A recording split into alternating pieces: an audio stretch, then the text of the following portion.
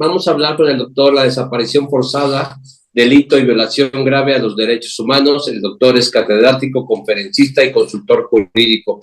Voy a permitirme leer un poquito tu semblanza, doctor.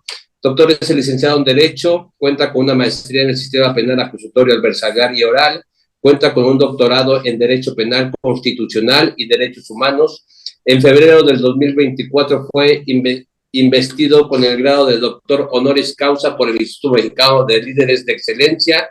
Es miembro del selecto claustro doctoral del Instituto de Líderes de Excelencia. Tiene un diplomado en juicio oral, tecnología, justicia penal para adolescentes, teoría del delito, neuropsicología, psicología criminal, amparo penal, también en juicio de amparo y la defensa eficaz de los derechos humanos, psicología para abogados y técnicas de litigación. Además, también cuenta con diversas certificaciones nacionales e internacionales, entre los que destacan la certificación para agentes del Ministerio Público, defensores y asesores jurídicos victimales por parte del Departamento de Estado de los Estados Unidos de Norteamérica, a través de la Oficina de Asuntos Antinarcóticos y Procuración de Justicia, diversas certificaciones en materia de derechos humanos por la Academia de Amnistía Internacional. Ha sido servidor público con diversos cargos en fiscalías estatales durante 21 años y actualmente es catedrático y conferencista en diversas casas de estudio, consultor jurídico. En materia penal, el sistema penal acusatorio, delincuencia organizada, derechos humanos y ciencias forenses. Además es investigador y académico y redactor de tesis de grado y de posgrado. Miembro conferencista de la Federación Mexicana de Criminología y Criminalística del Colegio Internacional de Ciencias Criminológicas y Forenses de la Academia de Altos Estudios Jurídicos, Forenses y Criminológicos. Bueno, Doc, este tema, creo que es de todos los días, las violaciones a los derechos humanos, que efectivamente son graves, y la desaparición forzada. Te cedo el uso del micrófono, doctor. Muchas gracias, querido amigo René, gracias por el espacio, reitero, y gracias por tan generosa presentación. Efectivamente, en esta ocasión, con el gusto de compartir con ustedes respecto a este tópico tan sensible que es hablar de desaparición forzada de personas, desde el punto de vista, por supuesto, delito, claro que es un delito, y desde el punto de vista violación grave a los derechos humanos. Hablar de tema de desaparición forzada de personas significa hablar de una de las crisis más preponderantes que se encuentran actualmente en nuestra sociedad mexicana. Significa hablar de desaparición forzada, significa hablar de una de las expresiones más crueles que hoy por hoy se presentan en materia de derechos humanos. Hablar de desaparición forzada, distinguido amigo y colegas que se encuentran aquí, tiene connotaciones dogmáticas, teóricas y jurídicas, por supuesto. Quiero que dejemos asentado que no lo hablo desde el punto de vista de ser un experto al 100% en temas de desaparición de personas. Sin embargo, sí soy una persona apasionada con el tema de respeto, garantía, protección a temas de derechos humanos. Y desde ese punto de vista, por supuesto que lo voy a tratar de disertar en la medida de lo posible y con bases de doctrina. No se vale que con este tipo de temas tan sensibles y de tanta envergadura que tienen, no se vale que nos coloquemos a hablar nada más por hablar. No se trata de hacer manifestaciones estériles, no se trata de hacer manifestaciones de yo creo, yo me imagino, no. Son temas bastante sensibles que debemos de documentarlos y que tenemos que tener un respaldo jurídico, dogmático, para poder abordarlos de una manera responsable y de una manera integral. Cuando estamos hablando de desaparición de manera general, cuando estamos hablando de desaparición de personas, podemos catalogarlo desde tres aristas en particular, en el mundo jurídico y en el mundo teórico. Una de las primeras aristas es llanamente la situación de desaparición de personas. Cuando estamos hablando de desaparición de personas cometidas por particulares.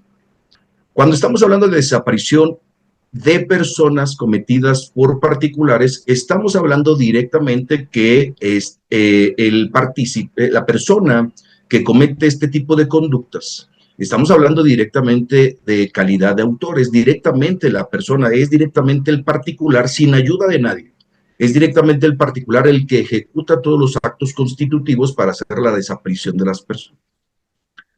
La siguiente tiponomía o la siguiente arista que tiene esta situación de desaparición es cuando estamos hablando de desaparición de personas por particulares, pero en la cual se ven inmiscuidas o en la cual hay una situación de ayuda, colaboración por parte de alguna autoridad, algún ente jurídico de parte del Estado mexicano.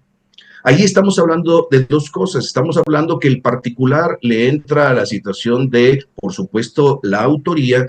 Es el particular el que realiza los actos que configuran el tipo penal, pero por supuesto que en el momento en el que hay una ayuda, una colaboración por parte de las autoridades, por supuesto que ahí existe un tema de participación. Y ahí tenemos que hablar directamente de todos los temas teóricos de la coparticipación y sabemos perfectamente que cuando una autoridad o cualquier ente en el mundo jurídico y en el mundo penal, cualquier persona, cualquier individuo, en el momento en el que, por lo menos con situaciones de pasividad, colabora a un autor material, se está internando en el plano de la coparticipación. ¿Por qué? Porque pueden existir, recordar que puede existir acuerdos previos, o por lo menos nos dice la teoría, ¿verdad? Puede haber acuerdos previos o por lo menos rudimentarios. ¿Qué significa? Significa que con la pura pasividad en un momento determinado de esa autoridad, de esa policía, de esas fuerzas armadas, por dar algunos ejemplos de manera genérica, con esa sola situación de pura pasividad, se están adhiriendo a la conducta, Y la tercera de las tiponomías directamente es el tema que en esta ocasión nos aborda y que es la desaparición forzada de personas. Cuando hablamos de desaparición forzada de personas, ya directamente estamos hablando de que esos actos constitutivos del tipo penal los ha realizado algunos elementos que forman parte del Estado. Como elementos de Fuerzas Armadas, con las aristas que tenemos de las Fuerzas Armadas y por parte de elementos relacionados con la seguridad pública en los tres ámbitos de gobierno, de carácter federal, municipal, estatal, por supuesto. En México se da la situación de la desaparición forzada de personas. Desafortunadamente tenemos muchos registros, desafortunadamente cada vez se van acrecentando mucho más los datos relacionados con desaparición forzada de personas, es decir, esta modalidad de privar de la libertad a las personas, de desaparecer personas a través del uso de las Fuerzas Armadas, a través del uso de servidores públicos, a través del uso de instituciones de carácter de seguridad pública. Antañamente, cuando hablábamos del tema desaparición de personas y lo relacionábamos con la palabra delitos de lesa humanidad, de manera inmediata se nos iba la imaginación y se nos iba la idea para ver situaciones que habían pasado en otros países, en otras naciones. Las primeras manifestaciones, por lo menos escritas, de desaparición forzada de personas, lo encontramos, por supuesto, en la URSS, en la década de los años 30, de los años 1930. Ahí empiezan de manera documentada estas primeras manifestaciones de desaparición forzada de personas. Por supuesto que después, antes y durante la Segunda Guerra Mundial, a través del decreto denominado Noche y Niebla, expedido por Adolfo Hitler, con la finalidad de detener y asesinar a los disidentes, repito, antes y durante la Segunda Guerra Mundial, pues ahí se dan los primeros elementos de desaparición forzada, por lo menos documentados, y para entrarle a ese tipo de tema. ¿En qué consistía? Y con esto empiezo y al final lo recalco porque voy a terminar con ello. Este decreto, que parece encontrarse muy lejos de nosotros, que parece no formar parte de nuestra idiosincrasia, no formar parte de nuestra cultura, este decreto denominado Noche y Niebla, que se da, repito, en la situación de la Segunda Guerra Mundial, buscaba, vean por favor la palabra que se utiliza para sintetizar este decreto, la desaparición de las desapariciones forzadas. Eso significaba, número uno, buscar la eliminación por las noches de las personas que se consideraban disidentes, pero por otra parte significaba darle una situación de oscurantismo, darle una situación de oscuridad a la información relacionada con aquellas personas que eran desaparecidas. Se estará presentando en México esta figura de noche y niebla. Es una pregunta que dejamos, por supuesto, sobre el escritorio, porque pues a través del análisis que logremos hacer y a través de esta disertación, bueno, pues trataremos de ir verificando si nos respondemos, si efectivamente estamos entrándole al tema de desaparecer a las personas desaparecidas, es decir, desaparecer la información relacionada con las personas forzosamente desaparecidas. Tenemos como antecedente esos temas. Creemos que son ajenos, pero no son ajenos. México, desafortunadamente, a través de su actuación, como historia, como momentos históricos, podemos decir que tiene por lo menos estamos diciendo que México tiene 3 momentos históricos en los cuales se ha puesto en vista su actuar. Me refiero a México, hablando del Estado mexicano, 3 momentos históricos desde los cuales podemos llegar a partir para concebir hoy por hoy lo que es la desaparición forzada de personas. Número 1, repito, son momentos históricos y que se adminiculan con movimientos jurídicos de la Corte Interamericana de Derechos Humanos. Tenemos, por supuesto, el caso Radilla Pacheco en el año 2009, que nos habla de toda la situación de guerra sucia a finales de los años 70.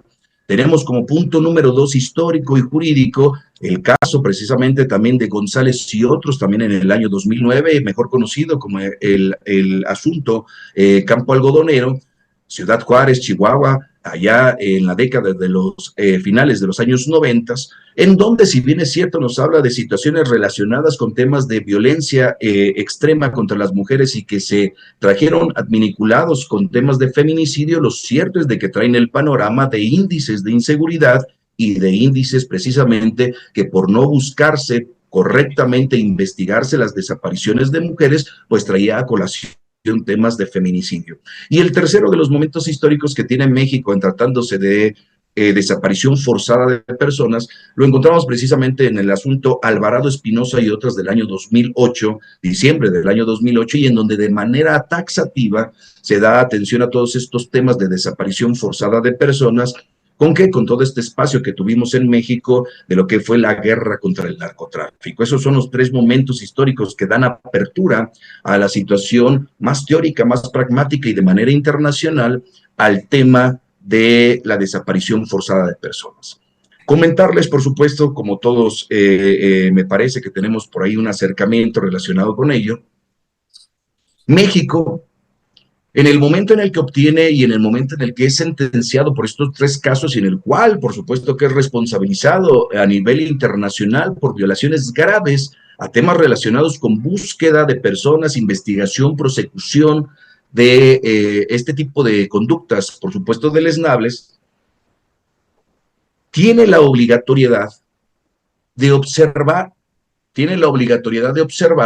con base a toda esta jurisdicción contenciosa en materia de derechos internacionales, el Estado mexicano se ve en la imperiosa necesidad de entrarle al conocimiento, atención y ratificación, nada más y nada menos de lo que hoy tenemos como la Convención Internacional para la protección de todas las personas contra la desaparición forzada, aprobada con fecha 23 de diciembre del año 2010, por supuesto.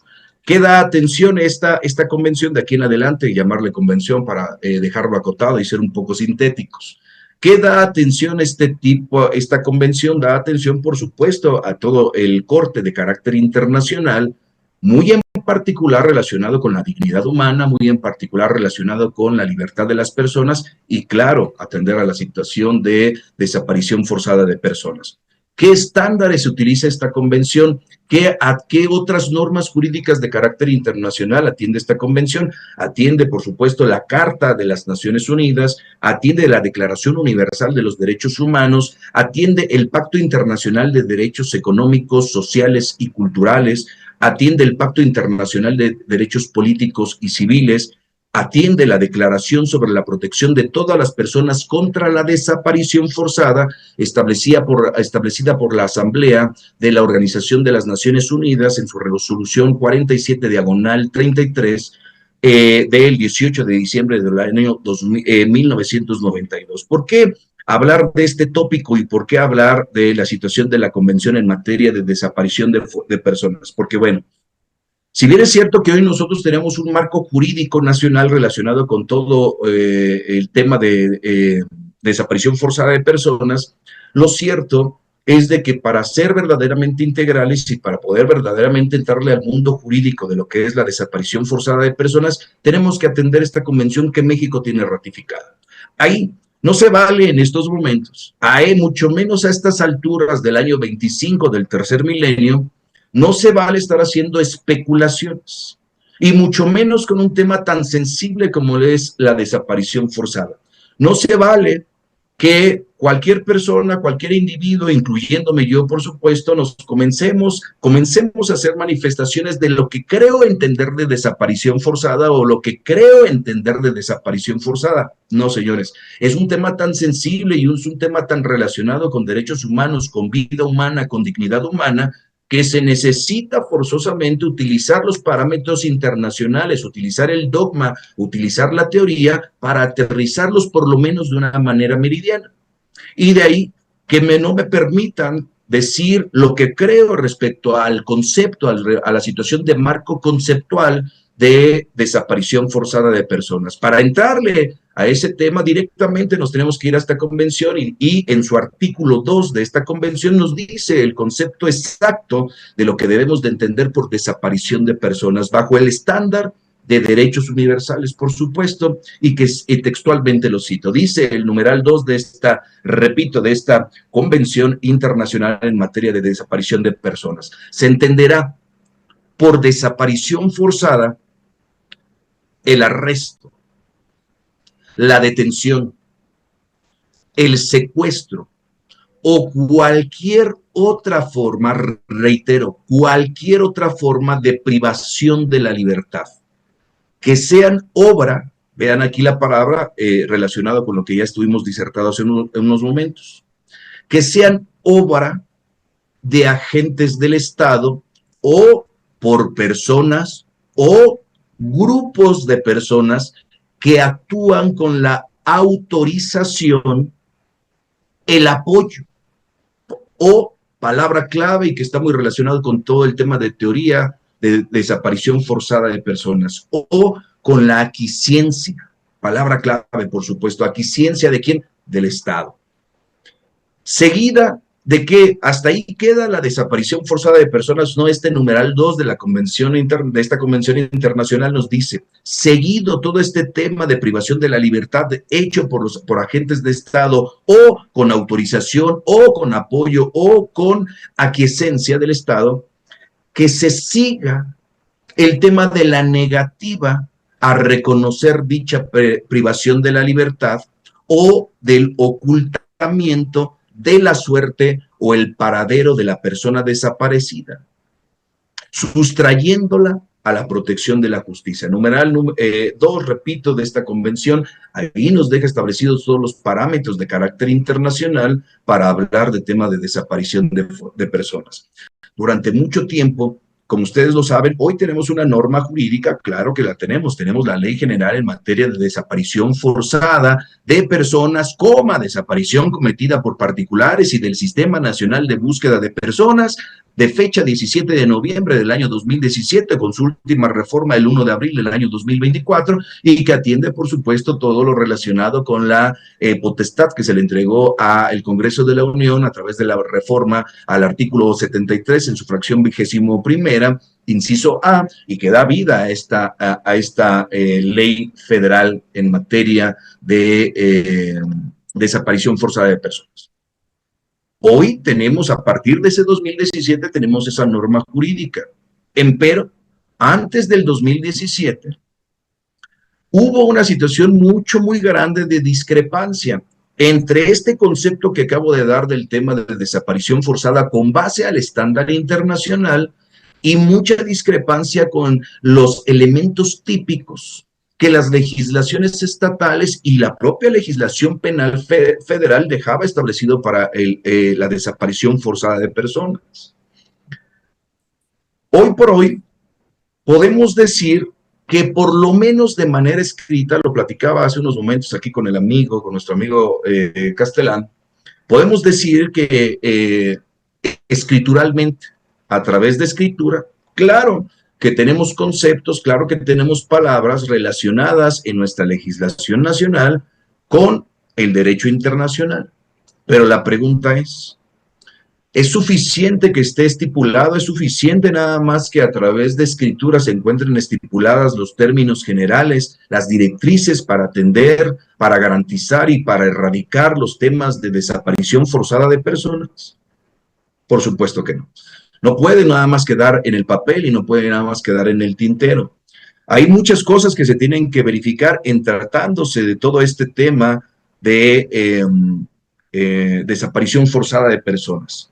Necesitamos, en el momento en el que ya ubicamos y ya nos dimos cuenta que la desaparición de personas es un elemento que se ha estado utilizando en nuestro México como una forma tradicional de estrategia para controlar, detener, eliminar de manera sistemática a personas, a individuos, por X, por Y, por Z situaciones, debemos de poner mucha atención porque significa que nos encontramos en una situación, por supuesto, deleznable y por supuesto que requiere de una situación bastante amplia de atención para poder trabajar estos tipos de temas. Estamos hablando, damas y caballeros, en todo este tópico de desaparición forzada de personas, de actuaciones en términos de cooperación. Estamos hablando de la palabra tolerar. Estamos hablando, repito, de la palabra aquiescencia estatal. La Corte Interamericana de Derechos Humanos se ha manifestado muy al respecto, ha dejado directrices para el Estado mexicano después de estas resoluciones de los asuntos que hemos disertado ya hace unos instantes. Ha dejado directrices muy claras para que el Estado mexicano implemente de seguimiento y vigilancia. Sin embargo, desafortunadamente debemos de ser claros y debemos de ser honestos. Desafortunadamente, muchas de estas directrices que ha dejado plasmada la Corte Interamericana de Derechos Humanos a través de su convención no se han atendido o no se han atendido por lo menos de una manera categórica. En febrero de 2015, damas y caballeros, con motivo de todos esos temas de sanciones realizados al Estado mexicano por los temas de desaparición, violencia relacionados en estas décadas de las que he venido hablando, desde los 70 hasta los 90. En 2015 se le hace, la Corte Interamericana realiza un examen de cumplimiento al Estado mexicano para verificar si efectivamente el Estado mexicano estaba cumpliendo con todas esas directrices establecidas para el seguimiento, prosecución y vías de erradicación de la desaparición forzada de personas. Hubo mucha información por parte del gobierno mexicano, claro que sí, dentro de las cosas que el Estado mexicano presumía, fueron tres cosas muy en particular, presumía el Estado mexicano en ese informe, presumía de contar con una legislación nacional y contar con legislaciones locales ya establecidas para la desaparición forzada de personas.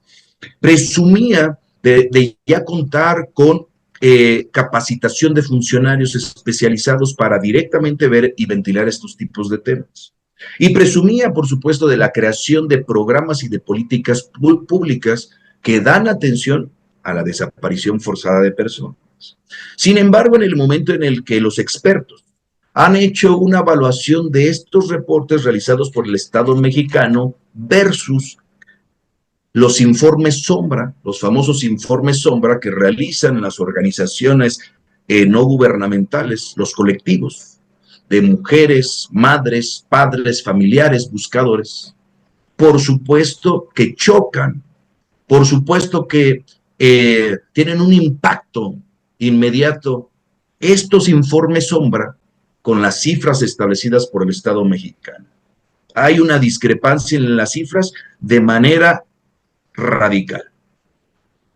La información dada por parte de este informe que hace México para decir que ha cumplido con todo el tema de responsabilizarse en tema de materia de desaparición forzada de personas, en atención, tenemos que fundamentarlo, por supuesto, en atención al artículo 29, fracción primera de la Convención, de fecha 17 de abril del año 2014, esa es la atención que da México al responder este informe.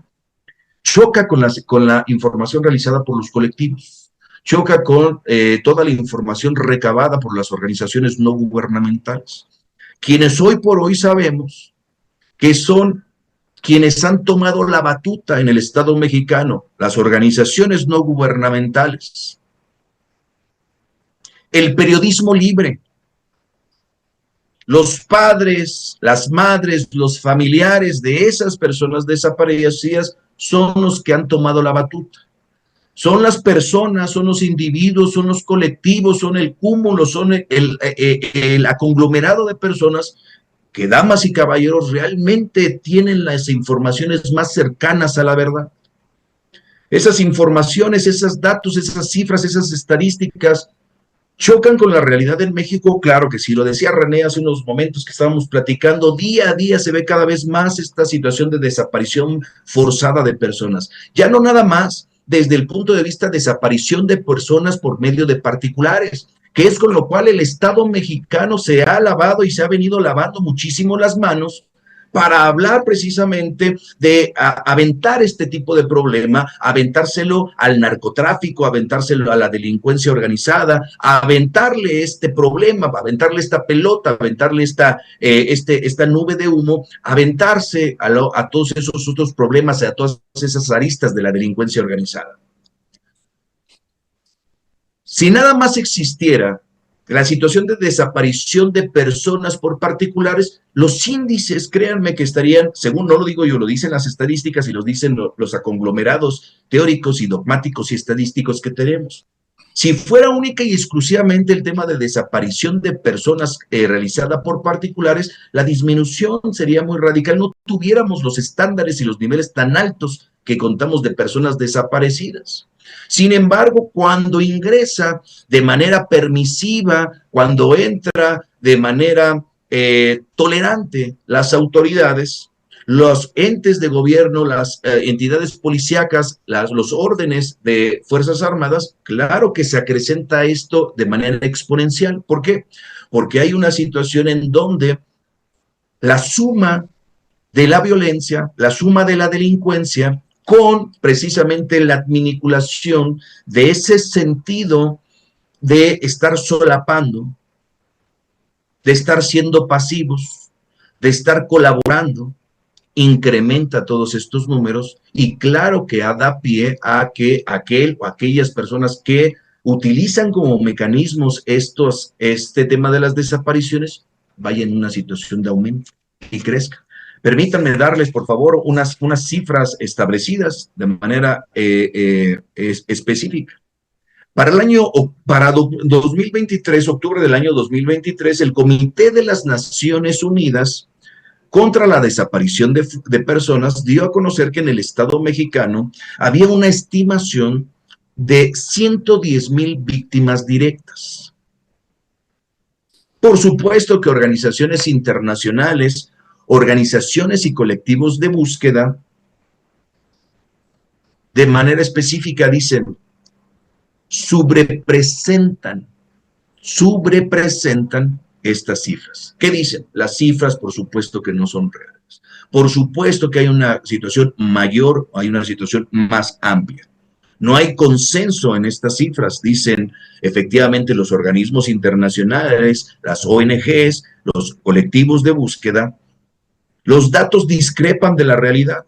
¿Por qué? Estos son conglomerados de personas que realmente hacen temas de búsqueda, nos dejan registros, tácitamente lo digo, registros que para marzo del 2023 dicen que hay 270,638 personas contabilizadas hasta ese momento, de las cuales 110,014 personas continuaban hasta esos momentos desaparecidos. Los datos chocan, por supuesto que chocan muchísimo y por supuesto que hay una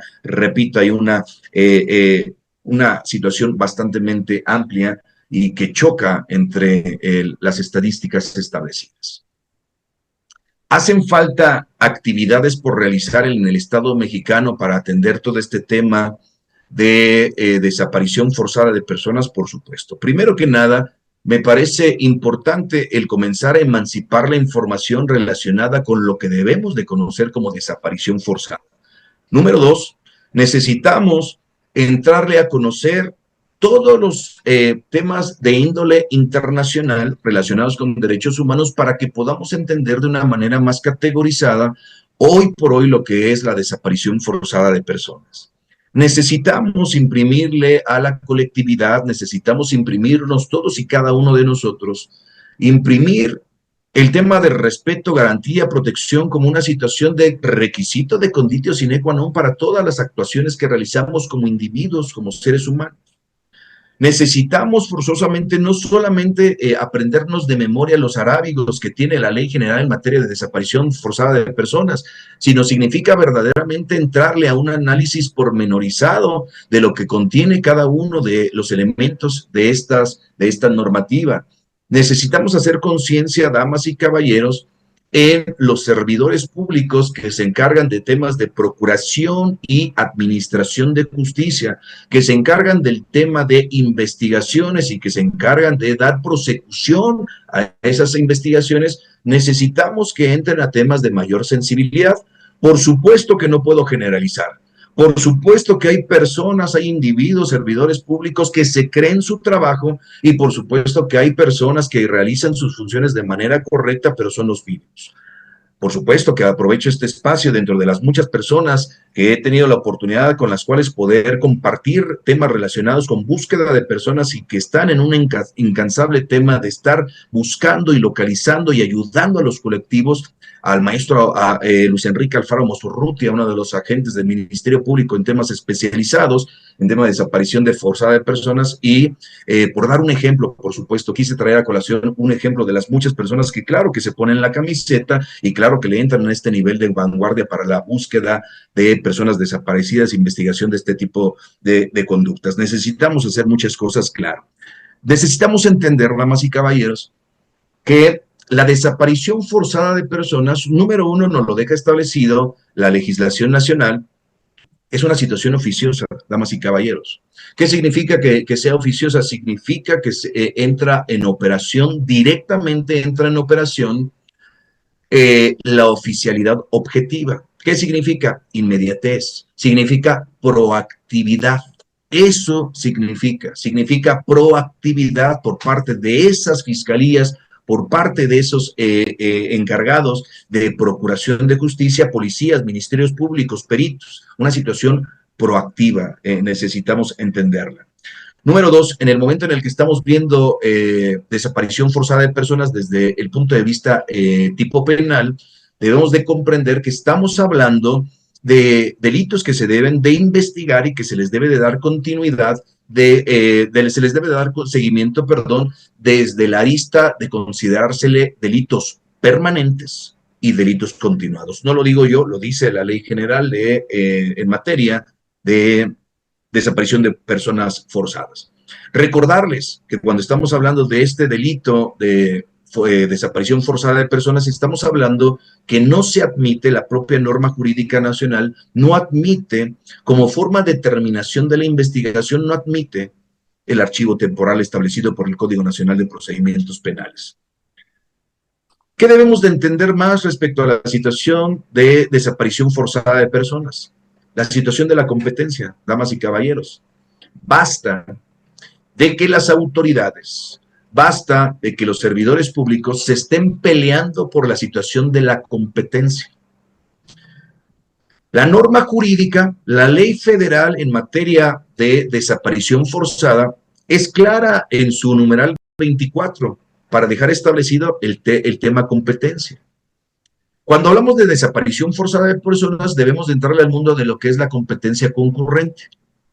Claro que el fuero federal, claro que el fuero común podrán conocer de estos tipos penales, sí y solo sí concurren determinadas circunstancias. A eso se refiere una competencia competencia concurrente. Deberán de atenderse, perdón, esa es la palabra correcta, deberán de atenderse ciertas concurrencias con base al asunto de manera casuística, para ver si lo va a atender el Ministerio Público Federal o lo va a atender un Ministerio Público del Fuero Común.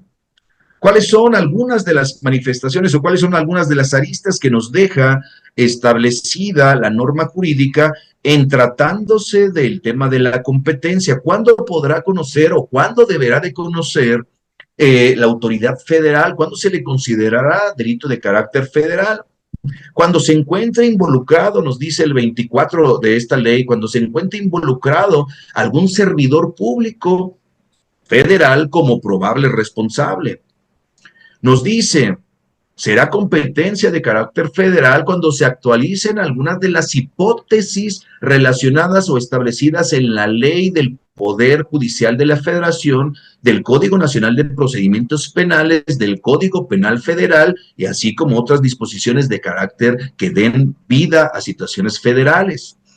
Cuando exista, dicen, una sentencia o decisión de algún organismo internacional protector de derechos humanos o una resolución de un órgano que hable y que atienda tratados internacionales.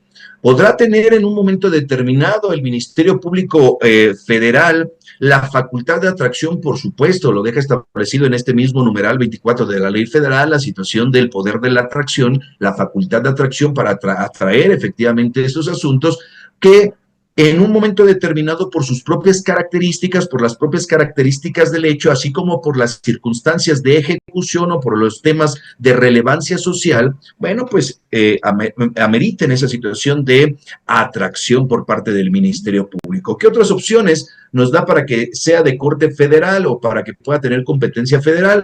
Que durante la investigación se encuentren indicios que en la comisión de ese hecho participó una persona cuya pertenencia o colaboración con la delincuencia organizada esté acreditada. Esos son los elementos que debemos de atender para saber si ese asunto va a ser de competencia federal o bien, si no nos encontramos ante estos supuestos establecidos y disertados en estos instantes, por supuesto que de manera inmediata estaremos hablando de competencia local. Entonces, basta, por favor, basta de estar con dimes y diretes, basta de estar colocando justificaciones, basta de estar colocando obstáculos para darle investigación, para darle prosecución, para buscar a las personas. En un momento determinado, no importa quién inicie una carpeta de investigación, por eso hay los mecanismos, nosotros como juristas, nosotros como operadores jurídicos o aquellos funcionarios que directamente están inmiscuidos en estas funciones públicas, tienen las estratagemas y tienen las herramientas necesarias para que en un momento determinado, en caso de que no se actualice el tema de su competencia, remitan esa competencia, remitan ese asunto ante la autoridad, ante el órgano que deba de conocerlo, pero no puede ser una situación de estarnos deteniendo nada más por estar echando a la suerte y ver si le corresponde al Ministerio Público Común o le corresponde al Ministerio Público Federal. ¿Por qué no, damas y caballeros? Porque recuerden que cuando estamos hablando de esta ley federal en materia de desaparición forzada de personas, hay una situación tal y como están en todas las normas jurídicas, ¿verdad? Todas las normas jurídicas tienen una parte dogmativa, todas. Al principio, en esa parte dogmativa, en esta ley federal en materia de desaparición forzada de personas, podemos observar cuáles son los objetivos y cuáles son los objetos que se deben de seguir en tratándose de toda la materia de desaparición forzada de personas. ¿Cuáles son los objetivos que debemos de seguir? Buscar a las personas, damas y caballeros, está establecido en la propia norma jurídica nacional. Buscar a las personas es el objetivo. ¿Quién las busque? Que las busque quien primero tenga la noticia criminal, quien tenga esa noticia que comience a buscarla y por supuesto que haga utilización de ese principio de colaboración que la propia norma jurídica federal nos deja establecido, que no pongan pretextos para no entrarle a la búsqueda de personas desaparecidas y de personas no localizadas, nos dice la ley federal, ¿verdad? ¿Qué otro objetivo nos deja establecida la norma jurídica? Nos deja establecido el esclarecimiento de los hechos, señores. ¿Qué significa investigar? ¿Investigar de cualquier manera? No. Significa investigar bajo los parámetros de debida diligencia, bajo los parámetros de objetividad, de proactividad general. Cuando nos coloca la ley federal, esta ley federal nos coloca como objetivo el esclarecimiento de los hechos. ¿Está haciendo una sistematización con la norma jurídica nacional? Claro que sí. Está haciendo una adminaculación directamente con el artículo 2 del Código Nacional de Procedimientos Penales, en donde ahí se deja establecido precisamente el tema del esclarecimiento de los hechos, que es el fin y el objetivo del proceso penal mexicano, y a su vez esto está sistematizado con el párrafo primero, apartado A, fracción primera, nada más y nada menos que del artículo 20 de nuestra Constitución Política de los Estados Unidos Mexicanos, en donde se dejan cuáles son los objetivos y las finalidades del proceso penal, acusatorio y oral. ¿Hay una sistematización? Claro que sí. Entonces no nos estemos peleando por situaciones estúpidas relacionadas con temas de competencia. Están establecidas cuáles son los objetivos y están establecidos cuáles son las visiones, las finalidades que debemos de tener y que tenemos que colocar en nuestra mente como mexicanos, como ciudadanos, como gobernados, pero sobre todo como autoridades relacionadas con todo este tema de procuración y administración de justicia. El esclarecer los hechos bajo el parámetro de investigaciones efectivas, investigaciones bien diligenciadas e investigaciones exhaustivas, principio de exhaustividad. La norma jurídica federal deja establecido también dentro de sus objetivos el tema de buscar prevenir, verbos rectores que debemos de dejarnos claro. No solamente tenemos que estar hablando o rezando estos verbos rectores como si fuera una letanía o como si fuera un rezo literalmente.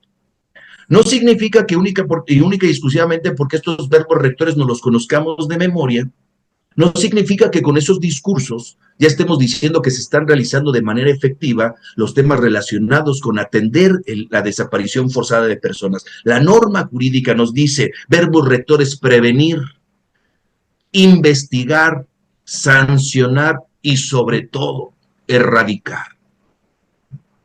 ¿Atendemos mucho la situación de investigar? Es pregunta. No lo sé.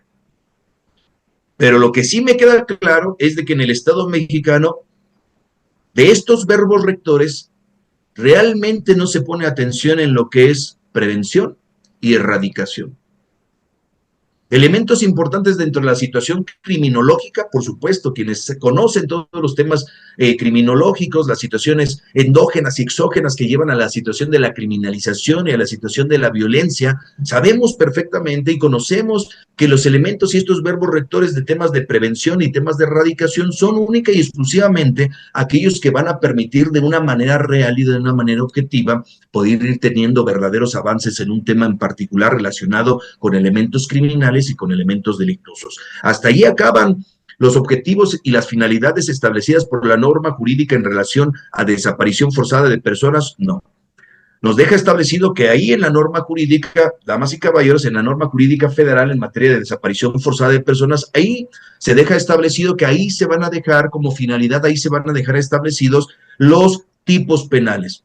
Ahí están los tipos penales en esta ley federal. ¿Para qué? Para que no andemos con ambigüedades, para que no andemos creyendo que conocemos los elementos del tipo, los elementos del tipo para esta figura, tanto de desaparición forzada de personas como desaparición de personas cometida por particulares y la desaparición forzada. Ahí está. En esta ley están precisamente establecidos los tipos penales que van a regular estas dos conductas. Esta ley también nos deja como finalidad el elemento de creación del Sistema Nacional de Búsqueda de Personas y crear la Comisión Nacional de Búsqueda y las comisiones locales de búsqueda de personas. Y por supuesto, una parte muy importante que debemos de ponerle atención a esta norma jurídica federal. Nos deja establecido como finalidad el garantizar. Vean, por favor, de la palabra guarrancho. Esa palabra que tanto escuchamos y que realmente no sabemos realmente aplicar o de manera muy efectiva, por lo menos no la sabemos aplicar. La situación garantía. Garantizar. Dice que esta norma jurídica va a buscar garantizar la protección integral. No está diciendo que a medias, ni a partes, ni a veces sí, ni a veces no. Está diciendo que tendrá que haber una garantía de protección integral de los derechos de las personas desaparecidas. Muchos temas, ya cuando estamos hablando de temas de garantía, cuando estamos ya acercándonos a este tema tan grande de garantías, significa que tenemos que hablar de derechos humanos, señores, damas, caballeros, colegas. Hablar de derechos humanos significa hablar de la vida humana, pero no de una vida humana vacía o de una vida humana estéril, no. Significa hablar de una vida humana intencionada, una vida humana llena de significación, proyectada hacia la cultura y adherida al carácter humano del individuo que la vive. Porque vivir la vida significa realizar valores, cumplir con el designio humano, participar en la cultura, actuar en la historia. Hablar de derechos humanos significa, damas y caballeros, traer a colación toda la situación de conceptos axiológicos, epistemológicos, éticos y filosóficos. Conceptos que, si bien es cierto, son de carácter abstracto, como lo deja establecido toda la situación teórica de los derechos humanos, lo cierto es de que todos estos pensamientos axiológicos, epistemológicos, éticos y filosóficos, el Estado mexicano los ha hecho suyos. El Estado mexicano les ha dado valor, tan les ha dado valor, que los ha reconocido, esos conceptos los ha reconocido en su norma jurídica más alta que tiene en el país, que es la Constitución Política de los Estados Unidos Mexicanos. Nada más y nada menos que en donde, en el artículo primero constitucional, párrafo primero, segundo y tercero, en relación con que no nada más a nivel constitucional ha hecho ese reconocimiento de esos valores y de esos conceptos axiológicos y epistemológicos. Nos vamos al 133 y al 134 de nuestra Carta Magna y vemos que hay un reconocimiento de carácter internacional también. Y que en el momento en el que ya estamos hablando de reconocimiento de esos conceptos, entonces estamos hablando de derechos fundamentales, señores, damas y caballeros. Significan que esos conceptos ya no nada más son pensamientos, ideas abstractas que quizá alguna o algunas personas puedan atender, respetar o proteger. No, cuando han sido reconocidos por parte del Estado mexicano y que los ha colocado taxativamente en su norma jurídica más amplia, se han convertido en derechos fundamentales y por lo tanto han llegado a la vida jurídica, por lo tanto ya dejan de ser abstractos para pasar a la vida real. ¿Y qué significa? Obligatoriedad. Obligatoriedad significa todo el tema de los derechos humanos reconocidos en la Constitución y en los tratados internacionales. Eso nos da pie a decir que cuando estamos hablando, damas y caballeros, de este deleznable actuar relacionado con la desaparición forzada de personas, estamos hablando, por supuesto, de una violentación grave a los derechos humanos. Estamos hablando que las autoridades de mayor nivel, como la Organización de las Naciones Unidas, como la Corte Interamericana de Derechos Humanos y su convención, por supuesto, estamos hablando que áreas como Amnistía Internacional, por mencionar algunas única y exclusivamente de manera ejemplificativa, han hablado que realizar, soportar, permitir el tema de la desaparición forzada de personas significa, en efecto, hablar de violentación graves a los derechos humanos. Pero lo abre aún más, damas y caballeros. Si hay una violentación grave a los derechos humanos desde el punto de vista desaparición forzada de personas, significa que nos encontramos ante delitos de lesa humanidad. Lo dice la comunidad internacional, no lo digo yo. Necesitamos que nuestra norma jurídica nacional analice los delitos de lesa humanidad. Sí, señores. En México, el Estado mexicano desafortunadamente cree que no tiene delitos de lesa humanidad. Cree que hablar de delitos de lesa humanidad es nada más hablar de otras naciones, que significa hablar de Medio Oriente, que significa hablar de todas aquellas naciones en donde hay temas de terrorismo. Es mentira, señores. Quitémonos esa máscara, quitémonos ese gabán de única y exclusivamente tener una tasación única de los conceptos generales, ¿no? Este tipo de conductas deleznables ha venido evolucionando, por eso se dice que la desaparición forzada es un fenómeno, ¿verdad? Se dice que es un fenómeno sistematizado que se ha venido generando y se ha venido desenvolviendo en la misma forma que en otros países. Claro que no, nuestra política, nuestra idiosincrasia, nuestra cosmovisión, nuestra integración como Estado mexicano nos da otra arista de lo que debemos de considerar como delitos de lesa humanidad. Y aquí, la desaparición forzada de personas, claro que entra en delitos de lesa humanidad. Señores, esto no puedo estar hablando de manera subjetiva. ¿Quién nos dice que es un delito de lesa humanidad? ¿Cuándo se utiliza por primera ocasión el término de delitos de lesa humanidad? La primera ocasión que se utiliza es en los juicios de Nuremberg. Cuando se hicieron esos juicios en contra de dirigentes nazis, ¿para hablar de qué? Para hablar de todos aquellos crímenes que se cometen en contra de la población civil de manera generalizada y de manera sistemática. Repito, crímenes cometidos en contra de población civil. Población civil, número 1. Número 2, de manera generalizada. Número 3, de manera sistematizada. Permítanme decirles que la desaparición forzada de personas involucra esos elementos. Involucra crimen, involucra que se perpetra contra población civil, involucra el tema de generalización e involucra el tema de sistematización. Claro que nos encontramos ante la presencia de delitos de lesa humanidad. En términos, repito, de estos primeros marcos conceptuales de los juicios de Nuremberg, y les dejo como referencia, por supuesto, recuerden que tenemos el Estatuto de Roma de la Corte Penal Internacional que deja establecido lo que hoy por hoy debemos de conocer o que debemos de considerar por delitos de lesa humanidad. Aquellos, dice este Estatuto de Roma, aquellos que se cometen con conocimiento de un ataque generalizado o sistemático contra población civil. Veamos cómo única y exclusivamente se cambian ciertas palabras, ciertos elementos, pero en esencia estamos hablando de lo mismo. Claro que, por supuesto, que la desaparición forzada de personas es un delito. Ya lo mostramos que es, pero por supuesto que también es una violación grave de los derechos humanos. ¿Por qué? Porque entramos en situaciones de lesa humanidad. ¿Qué violaciones se dan a los derechos humanos de las víctimas directas? Interminables, señores. Interminables, ¿por qué? Porque cuando estamos hablando de derechos humanos tenemos que verificarlo, el principio universal número 1 de progresividad y número 2, el principio universal de interdependencia, ¿verdad?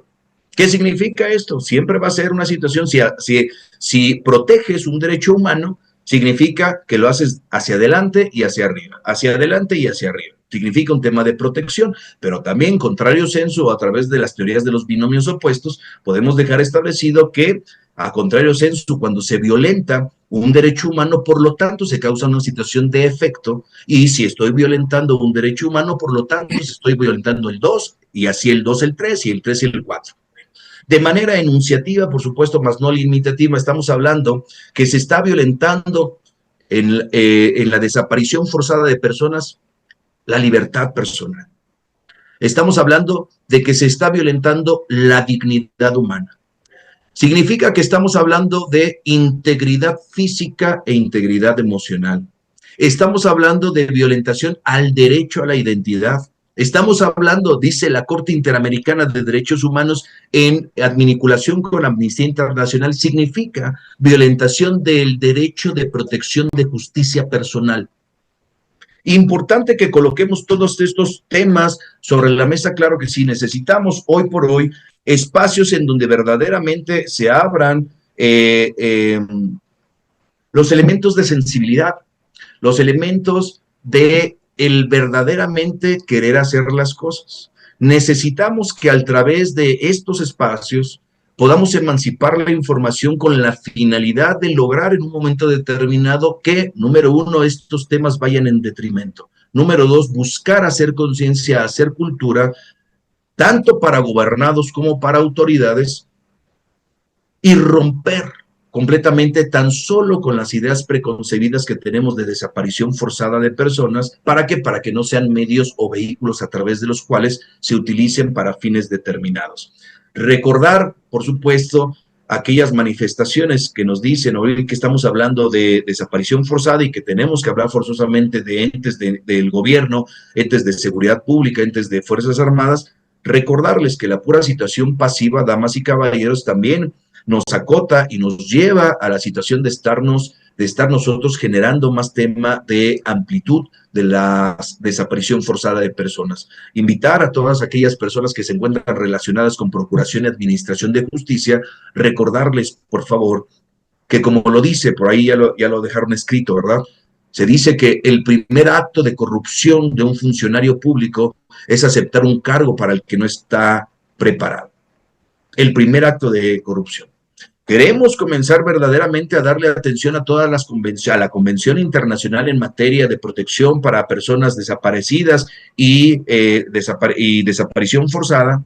Queremos darle atención a los tratados internacionales, queremos darle atención a nuestra Constitución Política de los Estados Unidos, queremos realmente darle atención al marco jurídico normativo de nuestro México. Comencemos primero por capacitarnos, comencemos por hacer temas de conciencia, comencemos por decir las cosas como son, comencemos por hacer a un lado todos esos elementos preconcebidos que tenemos.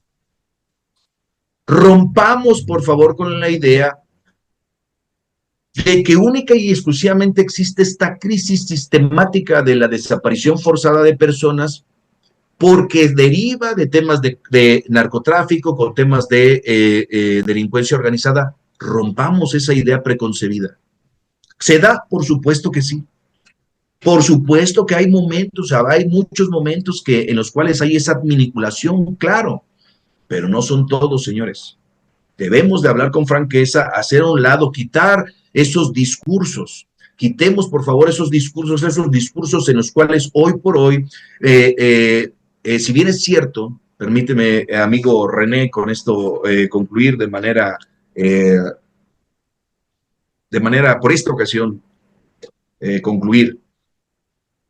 Necesitamos hacer temas de conciencia en relación de la desaparición forzada de personas. Estamos hablando de seres humanos, damas y caballeros. Estamos hablando de personas que no se sabe su paradero. Estamos hablando de personas a las cuales de manera directa se les han violentado derechos humanos y por lo tanto derechos fundamentales.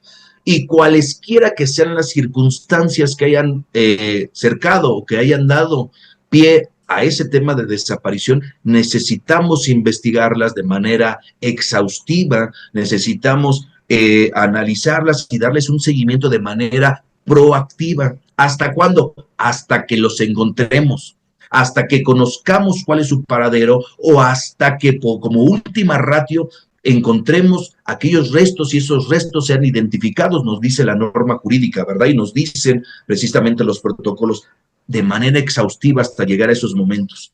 México tiene la voluntad política para hacer cambios en el papel. Ha hecho muchos cambios en el papel, por supuesto. No le podemos recriminar a México de que no tenga voluntad política para escribir en el papel. Pero lo que sí es que carece México, el Estado mexicano, carece de la voluntad para aplicar las disposiciones que ya están establecidas de manera internacional. Es hoy por hoy, gracias, lo repito, es gracias al periodismo independiente, es gracias a las organizaciones no gubernamentales, es gracias a las madres, a los padres, a los familiares buscadores, que sabemos que México se ha convertido en una gran fosa clandestina. Y es gracias a ellos a quienes hoy por hoy tenemos mucho acercamiento a temas de localizar personas, de brindar temas de justicia a las personas. Querido amigo René, son muchos tópicos, por supuesto, son muchas aristas que tiene este tema de la desaparición forzada de personas. Agradezco muchísimo el espacio que me han brindado. Conciencia es lo que necesitamos en el Estado mexicano, necesitamos conciencia, necesitamos sensibilidad y claro, estos espacios para poder disertarlos y tratar en la medida de lo posible de acercarnos a todos esos parámetros de carácter internacional y internacional, por supuesto, en materia de derechos humanos. Gracias, amigo René. No sé si haya alguna manifestación, algún comentario. Estoy aquí abierto para ello. Gracias. Doctor, primero que nada, quiero felicitarte. Fue tan entendible y tan claro, de verdad, yo creo que muchos de los que nos están viendo lo saben, tan entendible, algo que me dejó impactado en este momento, que México se está convirtiendo, o ya se convirtió en una fosa clandestina. Es muy triste escuchar esto, doctor, y algo que también voy a decir tus palabras, efectivamente, en la década de los 30, como tú lo decías, la URSS, las prácticas nazis, decretó noche y niebla. Noche y niebla se escucha, mira, doctor, tenebroso, horrible, pero estamos viviendo una situación que yo creo que no estamos muy alejados de la realidad, doctor. Como tú lo decías claramente, papel, una cosa es papel, decir, pero hay que materializarlo, doctor. Materializarlo porque México realmente está viviendo una situación completamente, pues yo creo que ya muy delicada, muy delicada. Y me gusta la idea, como tú lo comentas, ¿no? Estos programas, periodistas independientes, las madres buscadoras, los colectivos, que están anunciando, que dicen, no tapan, no tienen otros datos, doctor, son los mismos datos, datos que son más reales. Por ejemplo, en el 2023, como bien lo decías tú, octubre, 110,000 víctimas directas, supuestamente. Y los otros datos son 270,658. Estamos hablando y rebasando más de lo doble, doctor. Dobleteo. ¿Y quiénes tendrán la información más fidedigna? Pues las personas que hacen la labor en la calle, que son las madres, los padres, las ONGs, ahora, los colectivos. Como viene el tema, desaparición forzada, delito y violación grave. Yo creo que el buen entendedor, grave a los derechos humanos. Al buen entendedor, doctor, pues pocas palabras, el Estado. El Estado es uno de los primeros violadores de los derechos humanos, y me atrevo a decirlo de esa manera porque es la verdad, doctor. La desaparición forzada, bien tú lo decías, viene una cosa, es la desaparición forzada por particulares, una desaparición forzada, desaparición por particulares, y la otra es desaparición forzada. Y ahí entran los 3 órdenes de gobierno, federales, estatales y municipales. Pero yo te preguntaría, doctor, veo que manejas perfectamente bien el tema.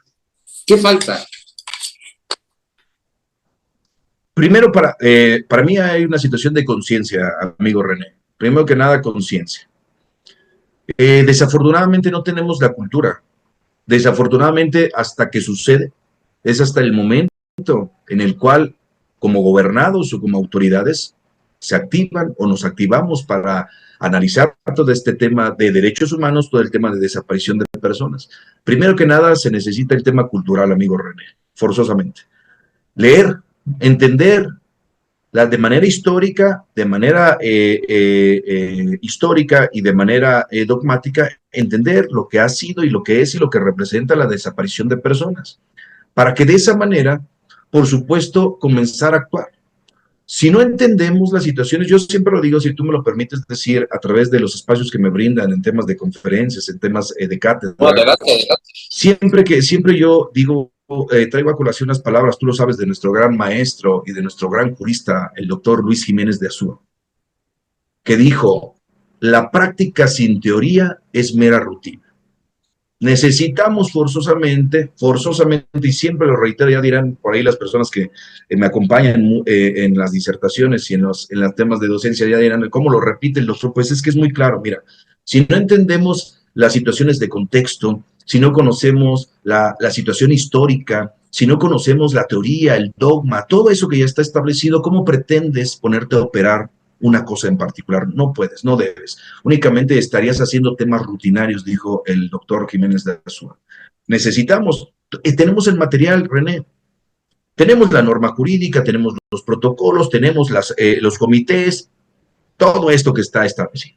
Tenemos los registros nacionales, documentalmente tenemos las cosas.